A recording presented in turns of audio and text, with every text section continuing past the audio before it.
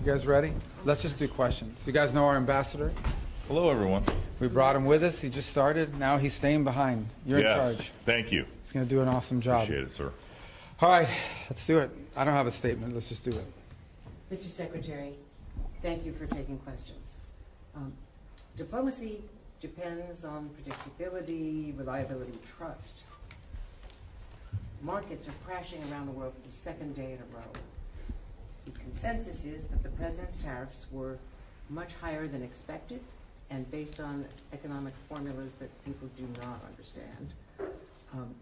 What is your reaction and what is the impact on Europeans? You want them to spend more on defense, Yes. which they're agreeing to finally, but how can they do that when their economies are crashing and they are now No, their economies are not crashing. The They markets are. are reacting. No, their economies are not crashing. Their markets are reacting to a dramatic change in the global order in terms of trade. And so what happens is pretty straightforward. If you're a company and you make a bunch of your products in China, and all of a sudden shareholders or people that play the stock market realize that it's going to cost a lot more to produce in China, your stock is going to go down. But ultimately, the markets, as long as they know what the rules are going to be moving forward, and as long as that's set and you can sustain where you're going to be, the markets will adjust. Businesses around the world, including in trade and global trade, they just need to know what the rules are. Once they know what the rules are, they will adjust to those rules. So I don't think it's fair to say economies are crashing. Markets are crashing because markets are based on the stock value of companies who today are embedded in modes of production that are bad for the United States. We have to be a country that thinks we're the largest consumer market in the world, and yet the only thing we export is services. And we need to stop that. We need to get back to a time where we're a country that can make things, and to do that we have to reset the global order of trade. And the other part of my question.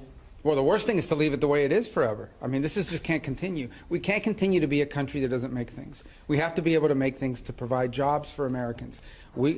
That's it. It's that simple. China is an example. I mean, it's outrageous. I mean, they don't consume anything. All they do is export and flood and distort markets in addition to all the tariffs and barriers they put in place.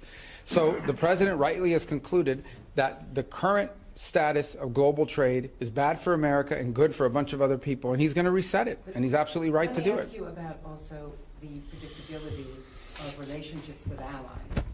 The Prime Minister of Greenland, the Prime Minister of Denmark, which at this point owns Greenland, so Denmark, a NATO ally, is saying that it's unacceptable that one country cannot annex another country.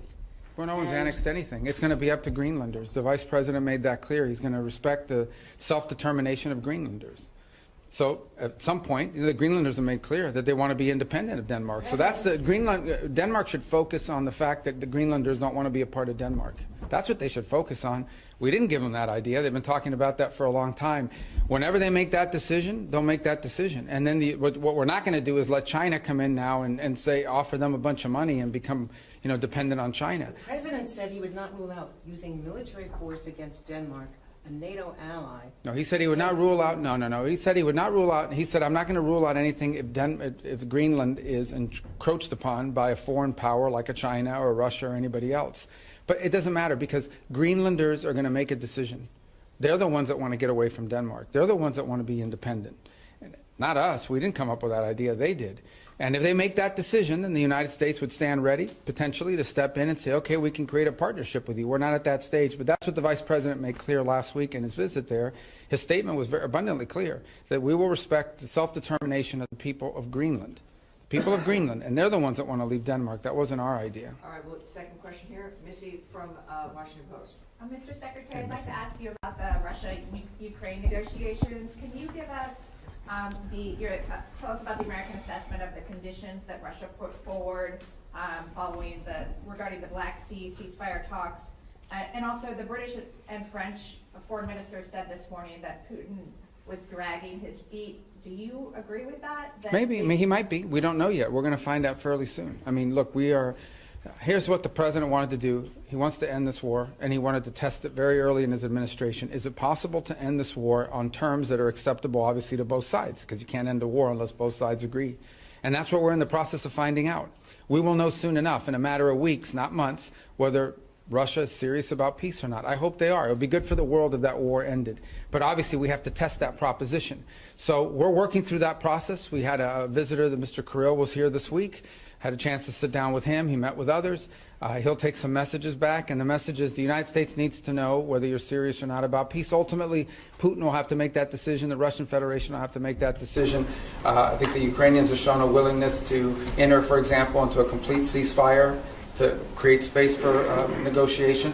At some point here, fairly soon, not 6 months from now, you know, the Russians and Putin will have to make a decision about whether they're serious or peace or not, and I hope they are serious. So it would be good for the world if that And war what is your assessment of the Russian conditions that were put forward? And also, Dmitriev said, following his talks with Mr. Witkoff yesterday, that the U.S. and Russia might resume direct flights as maybe a confidence-building measure. Do you support that? So that I haven't heard anything about direct flights. I can tell you, but I don't know who's going to fly on it because all these people are sanctioned. But I would just tell you that the thing I would point to you is this. We're going to wait and see. The Russians know our position in terms of wanting to end the war, and we will know from their answers very soon whether they are serious about proceeding with real peace or whether there's a delay tactic. It's a delay tactic. The president's not interested in that. If this is dragging things out, President Trump's not going to fall into the trap of endless negotiations about negotiations. We will know soon enough whether or not Russia is serious about peace. If they are, that'll be great. Then we can move towards peace. If they're not, then we'll have to reevaluate where we stand and what we do moving forward about it. But we'll be in no different a position than we are today, or we were when he took office. He wanted to know early in his administration, is peace possible? We're testing to see if the Russians are interested in peace. Their actions, not their words, their actions will determine whether they're serious or not. And we intend to find that out sooner rather than later. And what about their conditions? Which conditions? They put forward additional conditions after you guys had the Black Sea ceasefire. Yeah, so again, I mean, this is part of the back and forth of these sorts of things. I've had phone calls with foreign leaders, and then I read the readout, and it's like, oh, we said them. You never. They came. They said something to me they never said. I guess that's part of the game in this place or whatever. But look, I don't. Bottom line is, to me, at the end of the day, what's going to matter here is whether we're going to move towards peace or not. If peace is real, we will know soon enough. If they're not interested in peace, we will know soon enough, and we'll make decisions on the basis. I hope they are real. There are some promising signs. There are some troubling signs. It's not going to be easy. No one ever said this would be easy. But we're going to find out sooner rather than later. And let's just say I'm hopeful. I remain hopeful. I need to be hopeful that peace is possible and that the Russians are serious about peace. We want them to be serious about peace. And hopefully they are. But we'll know sooner rather than later. On the 5% defense spending target, have you received pushback to this idea while you've been here this week? And you mentioned yesterday up to 5% was your language. What do you mean by up to 5%? Well, I said up to a path up, getting up to 5% at some point. I'm not saying overnight, but to get to that point. We think that's what NATO allies need to be spending for NATO to face the threats that it itself has identified and articulated. Here's the good news. The good news is everyone generally, with a couple exceptions, are spending more on defense today than they were 3, 4, 5 years ago. That's positive. That trend needs to continue. So the trend lines are good, but they need to continue. But this is not about spending. Okay, this is not about money necessarily. This is about capability. In order for NATO to be stronger, it needs partners that are stronger. Okay, the United States commits a lot to NATO and continues to. We are as involved in NATO today as we have ever been, and we intend to continue to be. But it has to be a real alliance, and that means that our alliance partners have to increase their own capabilities. So hopefully two things have led to that. The first is the war in Ukraine, I think, has woken up a lot of people on the continent about real threats and real war. And the other is, I think, the pressure and the statements of President Trump that have been pretty consistent about increasing their spending. So this whole trajectory of more defense spending began, I believe, back in 2017, 2018, under President Trump's first term. We want that trend to continue. And we're hoping when the leaders meet in The Hague that there'll be further and firmer commitments in that direction. I think it's beneficial to the alliance. The stronger our partners in NATO are, the more capable our partners in NATO are, the stronger NATO is. And everybody should be in favor of that. And sorry, just to follow up, so will you try and get the official target as 5% rather than 2%, and will the U.S. commit to 5%? Sure, we're heading there now. I mean, we're going to have to spend more on national security because we have a global footprint. And that's the point that I think has been made and missed in a lot of places. Okay, the United States has Indo-Pacific alliance obligations as well that we've made. We are currently involved in opening up the Red Sea so that global shipping for everyone, including our European partners, can become possible again. We're engaged in counter-drug and counter-gang interdictions in the Western Hemisphere. There's obviously all sorts of issues going on in different parts of the world, including we're concerned about a resurgence of terrorist cells, whether it's in Africa or in the Middle East. So the U.S. has these global obligations, and we have China that's undergoing the largest, most expansive peacetime military expansion in history. So we need to confront all of these things, and we're engaged in all of those things. So we're going to have to increase the spending in our country. I think our commitment to NATO isn't just 3-something% spending of GDP. It's sustained over an extraordinary period of time, and that continues. So, look, I think our partners know they need to do more. They've all indicated they want to do more. They've begun to do more, and that trend needs to continue. Mr. Secretary, you mentioned that you met with Kirill Dmitriev as well. In order to stop them from dragging their feet and dragging this on, is there anything that you said, perhaps not threats, but is there anything that you said you wanted to see concretely from the Russian side in order to peace. We want to see peace. But specifics in terms of getting to this ceasefire first and then the negotiations later? I mean, peace means you stop shooting at each other. I mean, it's as simplistic as that. Now, obviously, look, there's all kinds of conditions for a final peace, and you have to work with both sides. And I've said from the beginning, the only way a war ends in a negotiated settlement. If it's not an unconditional surrender, then it is both sides make concessions. We're not going to prejudge what those concessions are, because those concessions will depend on what Ukraine will accept and Russia will accept. But we have to make concrete steps towards peace. What we're not interested in, and I'm not accusing them of this, I'm just telling you what we're not interested in is negotiations about negotiations. That we're not going to continue this forever. So none of it was threatening. I think it was more an explanation of, this is our timeline, and at some point it'll be clear whether you want peace or you don't want peace. And that time is coming. It's pretty short. At the same time, as you now have seen, members of Congress have begun to file bills to increase sanctions. So there is going to be growing pressure from Capitol Hill to impose sanctions that we're not going to be able to stop if in fact we're not making progress towards peace. All these factors have been explained in the nicest way possible. Hopefully he'll take that message back to Moscow, and it'll make clear that we need to begin to see real progress, or we'll have to conclude that they're not interested in peace. But let's hope they are, because I think it would be better for everyone. Are more talks planned? Well, we need to hear an answer to this. I mean, we're going to have talks as long as talks are about something. It can't be talks about talks. At the end, I think initially it was important to talk because we hadn't talked to them in a long time, but now we've reached the stage where we need to make progress. And if we're not making progress towards peace, then we have a set of factors that we have to take into account.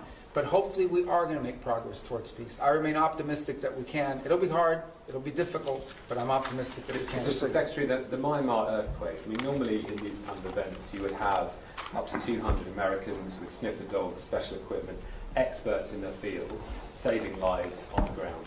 This has not happened because of the dismantling of US... Well, that and the fact that it's run by a military junta that doesn't like us. So it's hard for us to move around in that country. Implies say these events are always non-political. They went into Syria, for example, in the Turkey-Syria earthquake.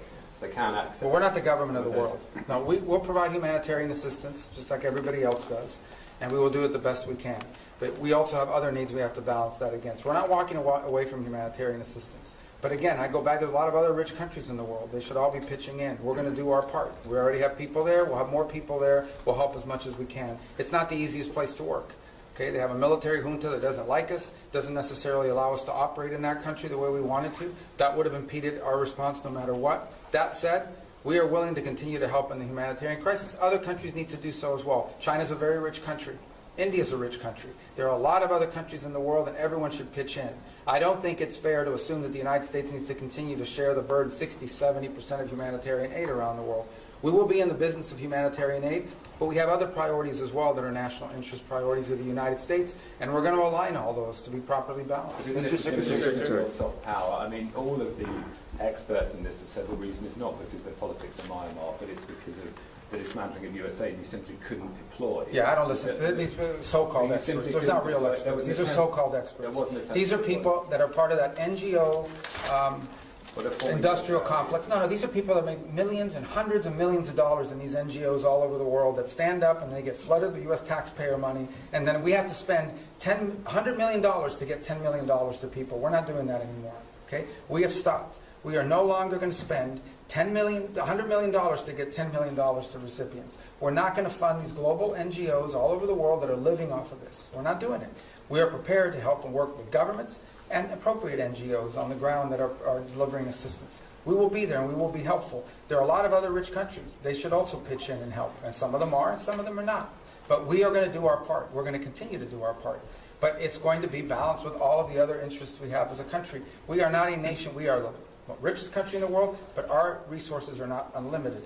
They are not unlimited, and we have a massive national debt, and we have many other priorities as well, and it's time to recalibrate all of that. So we'll be there, we'll be helpful as much as we can. We've got other things we have to take care of as well, but we care deeply about what's happened there. Mr. We wish we had a more Secretary. cooperative government. Mr. Secretary, the Middle East was part of your discussion here in NATO, especially did you find support from members toward your policy, our airstrikes and Houthis, and your maximum pressure policy toward Iran? Yeah, I mean, on the Houthis, everybody wants to get their ships through the Red Sea. We're the only ones doing anything about it, but everyone wants to, get their ships through there. As I said, we've done the world a great favor by taking on this band of criminals who have, unfortunately, sophisticated weaponry that they can use to, they attacked, 150, 160 merchant vessels. 174 times they've attacked the United States Navy. So I think the world should be grateful to the United States for being involved in this and doing this. Everyone thanks us for it. I understand these nations have limited capabilities despite being very rich countries. Nobody else can project power there and do this. But that said, we think that mission is going to bear fruit, and it's necessary. We can't have a band of criminals controlling that. In the case of Iran, I don't know of any country in the world that's excited about Iran ever having a nuclear weapons capability. Some are more forceful about it than others. We've had talks about that. As you know, the president would like to figure out what's going to happen there. But he's also made it clear that there's not going to be a nuclear-armed Iran. That's not going to happen under his watch. Mr. Secretary, what's your message to foreign citizens who may be afraid to come to the United States because they're concerned about potentially being detained over some minor administrative error, because they might have something on their phone like criticism of the president or of the Israel-Gaza conflict, and they don't want to come into the United States now? No, first of all, those people that have their phones looked at and so forth, and I'll refer you to CBP to go through their processes. But generally, it's people that have been flagged coming in for a reason.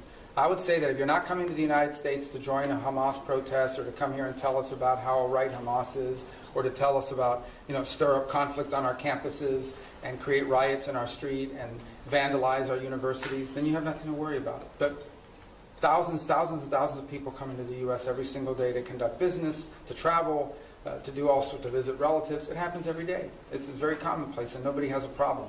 I mean, if you're coming here to create problems, you're probably going to have a problem, and I think that's a good thing. If you're coming here to create problems, not here, in the United States, you're probably going to have a problem. Yeah, but we're not going to continue to be stupid enough to let people into our country who are coming here to tear things up. Not going to happen. Mr. Secretary, have the Russians done anything concrete to make you encouraged that they are truly interested in peace? And when you talk about timeline, I know you're not going to give a specific timeline, but are you talking weeks? Or are you talking months? I think we're talking weeks, probably. Yeah. I mean, there's a lot that has to happen here in the next few weeks in order for this to be real. In terms of concrete, they've agreed to certain things. I mean, I think their things are not striking now that they were before. Obviously, both sides claim that the ceasefire is being violated, as typical of ceasefires like this. But that said, not concrete in terms of are we closer to peace? We're closer to peace simply because we're talking to both sides, but we're not closer to peace because we have a deal on our hands to end this conflict. But we're going to know soon enough.